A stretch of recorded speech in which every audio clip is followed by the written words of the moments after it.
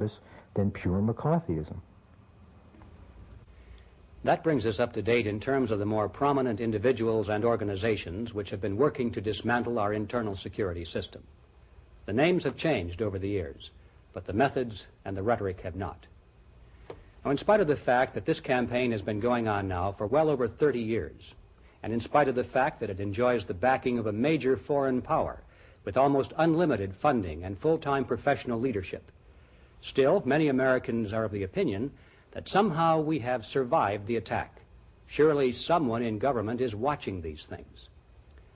That, of course, is a comforting thought, but unfortunately it is not a reflection of reality. We shall take a hard look at that reality in the next part of this program.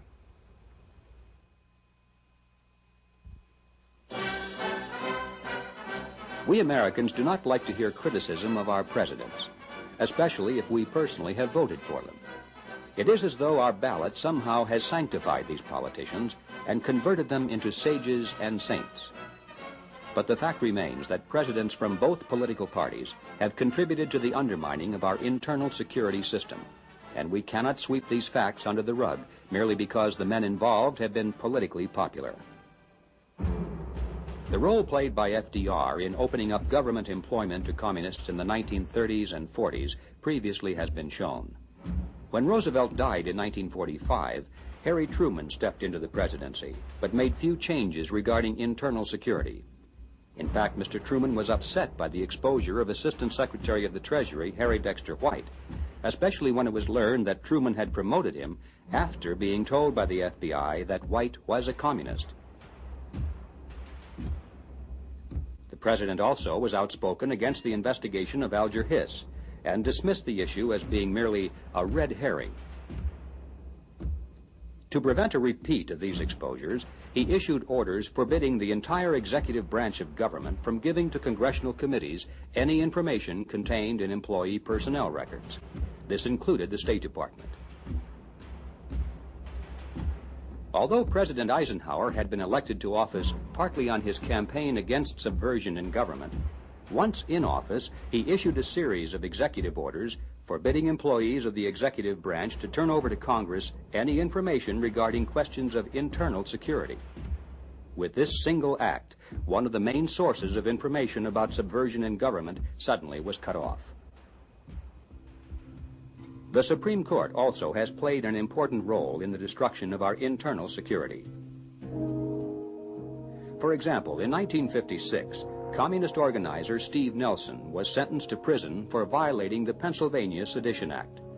But then the Supreme Court ruled that the Pennsylvania law was unconstitutional because supposedly it had been superseded by the federal Smith Act. This decision struck down the existing internal security laws of 42 states. Then in a second decision, the Supreme Court declared that provisions of the Smith Act were null and void. In 1964 and 1965, the court struck down the laws that required American communists to register as agents of a foreign power. The justices did not deny that these people really did act as agents of the Soviet Union, but they declared that compelling them to register as such would violate their constitutional rights. These are but a sampling of over 30 decisions of the Supreme Court, mostly under the leadership of Chief Justice Warren, which have made it impossible to prosecute or even to investigate subversion in government. The Warren Court now is gone, but those who followed have not challenged these decisions, and the damage remains unrepaired. Another setback to our internal security program was the selection process by which government employees who administered that program were assured of being of a liberal or pro-Soviet point of view. Those who adhered to a hard line on security were eliminated, such as Otto Otepka, Chief Security Evaluator for the State Department. Shortly after the election of President Kennedy, Otepka was called to meet with Secretary of State Dean Rusk and Attorney General Robert Kennedy. They asked me about my attitudes and policies and procedures with respect to the administration of personnel security administration in the State Department under the new Kennedy administration. And I was given a specific case, and that was on Walt Whitman Rostow. I was asked whether or not it would be possible for Rostow to come into the State